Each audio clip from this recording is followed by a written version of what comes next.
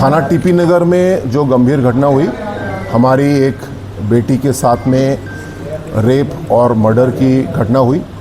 इस संबंध में पुलिस द्वारा एक इन्वेस्टिगेशन किया गया। इन्वेस्टिगेशन से परिवार संतुष्ट नहीं था, उनके द्वारा एक प्रदर्शन किया गया जिसको लेकर के एक लॉ एंड ऑर्डर का मुकदमा भी कायम हुआ।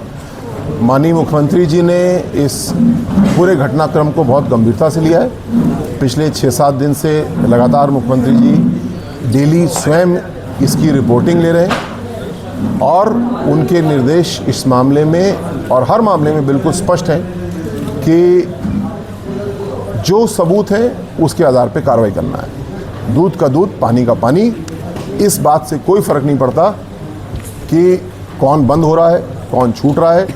जो सबूत हैं उसके अनुसार कार्रवाई करना है। यहाँ पे जो प्रकरण था, एक अभियुक्त अंकुश जिसको पुलिस ने अरेस्ट किया, जेल भेजा। दूसरा अभियुक्त अंकित जो कि पीएससी का कांस्टेबल है, उसका रोल क्या है, उसके खिलाफ सबूत क्या है। माननीय मुख्यमंत्री जी ने स्वयं एडीजी श्री भानु भास्कर जी को निर्देशित किया। भानु जी को मैं धन्यवाद दूंगा, उनकी सराहना भी करूंगा कि उन्होंने स्वयं 3 घंटा बैठ करके पूरी विवेचना की समीक्षा की और उस समीक्षा के बाद में सभी जो तथ्य हैं, सबूत हैं, उनका आकलन किया गया और आकलन करने के बाद में पीएससी के निलंबित कांस्टेबल अंकित की गिरफ्तारी की गई और उसको जेल भेजा गया। इसमें 2 अभियुक्त और परिवार द्वारा बताए जा रहे हैं। मैंने परिवार से करीब 1.5 घंटा लंबी बातचीत की, जो कार्रवाई अभी तक हुई है उसके बारे में चर्चा की और जो परिवार है उसके विभिन्न सदस्यों ने और भी कई ऐसी बातें बताई जो अभी तक पुलिस के सामने नहीं आई थी। उनको मैं अभी मीडिया में नहीं रखना चाहूँगा क्योंकि वो परीक्षण का विषय है। उनका परीक्षण हो जाए, यदि वो तथ्य सही पाए जाते हैं, वो प्रमाणित होते हैं, तो फिर वो भी मीडिया के सामने रखा जाएगा, एक पारदर्शी इन्वेस्टिगेशन के लिए भी और पारदर्शी कार्रवाई के लिए भी। कुल मिलाकर के योगी जी का स्पष्ट निर्देश है, इसीलिए उन्होंने मुझे स्वयं आकर के देखने के लिए कहा। जो अभियुक्त इस केस में हैं उनके खिलाफ मजबूत साक्ष्य ग्रहण किए जा रहे हैं और उसके अनुसार कार्रवाई की जाएगी। जो काम अभी नहीं हुआ, हमारी पीड़ित बच्ची मृतका, जो अभियुक्तगण हैं और भी जो लोग शक के दायरे में हैं, उनके फ़ोन बरामद किए गए, लेकिन फ़ोन से डेटा अभी एक्सट्रैक्ट नहीं किया गया। जब डेटा एक्सट्रैक्ट किया जाएगा तो उसमें तमाम चैट आदि, फ़ोटो, वीडियो मिलते हैं जिससे बातें निकल करके आती हैं और स्पष्ट होती हैं। तो एक गहन वैज्ञानिक जांच होगी, जिस तरीके से एटीएस या एसटीएफ इन्वेस्टिगेशन करती है उस तरीके से पूरी बातें लेकर के आएंगे और ऐसे प्रमाण के साथ में कोर्ट में चार्जशीट करेंगे जिससे कि इन अभियुक्तों को फांसी की सज़ा हो। जो लॉ एंड ऑर्डर का एक मुकदमा कायम हुआ, जो घटना हुई, पहली बात मैं व्यक्तिगत रूप से इस बात को समझूंगा, हमारी पुलिस को इतना संवेदनशील होना चाहिए कि यहाँ तक नौबत ना आए। हर वादी, हर व्यक्ति अपनी बात कहना चाहता है, हमको सबकी बात सुनना चाहिए। जो सच है, जो तथ्य से प्रमाणित है, उसको हमको कोर्ट के सामने प्रस्तुत करना चाहिए। यहाँ पे कोई चूक इस मामले में ज़रूर हुई कि लोगों को ज़मीन पे उतरना पड़ा, ऐसा नहीं होना चाहिए। जो कानून व्यवस्था योगी जी ने आज पूरे उत्तर प्रदेश में बनाई है, उससे लोगों के मन में ये विश्वास है। उस विश्वास को कोई भी पुलिसकर्मी, कोई भी पुलिस अधिकारी तोड़ेगा नहीं, ये हमारा वादा है। आने वाले समय में ऐसे अपराधी जिन्होंने हमारी बिटिया के साथ में कांड किया, उनको दंडित किया जाएगा। तेज कोर्ट में ट्रायल करा करके सज़ा दिलाई जाएगी और साथ ही साथ किसी भी प्रकार का जाम लगाना, लॉ एंड ऑर्डर करना, मैं इसका हिमायती नहीं हूँ, लेकिन किसी को आवश्यकता पड़े इसकी भी मैं खिलाफ हूँ। ऐसी आवश्यकता नहीं पड़ेगी।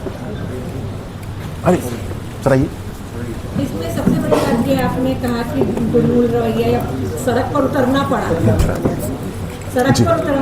इसमें एक बात सामने आ रही थी कि कुछ बाहरी तत्व थे, वो माहौल बिगाड़ना चाहते थे, साजिश रचना चाहते थे, बवाल कराना चाहते थे, इसलिए पुलिस को एक्शन करना पड़ा, देना चाहते थे। क्या ऐसा इन्वेस्टिगेशन में कुछ पाया गया है? ये विषय, ये शंकाएं मुझको भी मालूम हुई। इस संबंध में जिलाधिकारी महोदय से, एसएसपी साहब से, डीआई साहब से, सभी से चर्चा हुई। जो लॉ एंड ऑर्डर का मुकदमा है उसमें भी और गहराई से जाने की ज़रूरत है। उसका इन्वेस्टिगेशन उसी हिसाब से किया जाएगा। जो लोग बाहर से आए थे उनका क्या रोल है, क्या वो अपने आप आए थे, क्या उनको बुलाया गया था, इस पर भी जांच की जाएगी। लेकिन मैं पुनः ज़्यादा इस बात पे जोर दूंगा कि हमको पीड़ित परिवार को न्याय दिलाना है, और साथ साथ किसी को भी, आज मैं समझता हूँ ऐसी आवश्यकता ही नहीं पड़ती किसी को जाम लगाना पड़े, किसी को इस प्रकार सड़क पर उतरना पड़े। कोई एक व्यक्ति भी आकर के अपनी बात कहेगा, हम उसकी बात को दिल खोल के वैज्ञानिक तरीके से परीक्षण करेंगे, उसके आधार पर कार्रवाई करेंगे। आपने एक वीडियो जारी किया है जिसके अंदर उन्होंने कहा है कि 20 तारीख तक अगर कुछ उन्होंने मांगे रखी हैं, अगर वो मांगे पूरी नहीं होती तो आंदोलन करेंगे। 20 तारीख का नाम लेकर के उन्होंने वीडियो जारी किया है।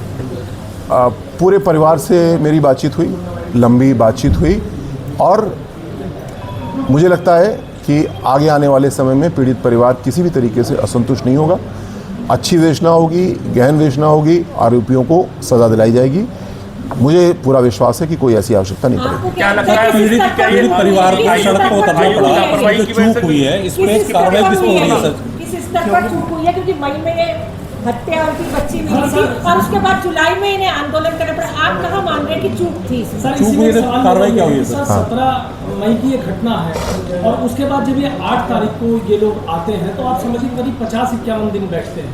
तो 50 दिन ऐसे क्या थे कि इनके बीच ऐसी क्या चीज़ की गई? और दूसरा सवाल ये कि पीड़ित परिवार के सब लोग साथ हैं, बच्चे के साथ गलत हुआ, आप भी कह रहे हैं फांसी तक पहुंचना चाहिए, लेकिन सर आंदोलन में कुछ लोग ऐसे भी थे कि जो शहर में आए उनके ऊपर कितने गंभीर धाराओं में मुकदमे दर्ज है। क्या साजिश थी मेरठ को लेकर या किसी और को लेकर सर? इसमें 50 दिन सर बहुत बड़ी कहानी कह रहे हैं कि 50 दिन बाद क्यों? ठीक, जो इस प्रकरण में विवेचक हैं सीओ ब्रह्मपुरी, उनको हटाया गया है, दूसरे स्थान पे उनको लगाया गया है। लेकिन साथ ही साथ ये तो इसलिए किया गया क्योंकि विवेचना आगे की निष्पक्षता से हो और उनके ऊपर विश्वास कम था लोगों का। लेकिन यही पर्याप्त नहीं है। डीआई साहब ने एक जांच का आदेश भी कर दिया है, जिससे कि विवेचक ने 50 दिन 51 दिन कार्रवाई इसमें क्यों नहीं की, इसका परीक्षण किया जाएगा। ये एक प्रक्रिया है, और उस प्रक्रिया के उस जाँच के आधार पर हम लोग कार्रवाई करेंगे। दूसरी बात, जो मुकदमा लॉ एंड ऑर्डर का हुआ, उसके संबंध में गहराई से अभी और जा रहे हैं, और पुनः जो लोग पीड़ित हैं, जो अपने कष्ट को व्यक्त कर रहे हैं, मेरा सबसे अनुरोध है कि किसी को कानून को अपने हाथ में लेने की ज़रूरत नहीं है। विभिन्न लेवल हैं, मुझसे भी अपनी बात को कह सकते हैं। मुख्यमंत्री जी बहुत तत्परता से बातों को सुनते हैं। मुख्यमंत्री जी ने गंभीरता से लिया, तभी उन्होंने मुझे कल कहा कि आप स्वयं जा करके इसको देखें और इससे बातचीत करें। तो बातचीत भी आज हुई है, परिवार से बातचीत भी हुई है, सभी अधिकारियों से बातचीत भी हुई है। मुझे विश्वास है कि आने वाले समय में विवेचना भी बहुत अच्छे से होगी, सज़ाएं भी हम लोग दिलाएंगे, और दोबारा किसी के मन में ऐसी पीड़ा नहीं उत्पन्न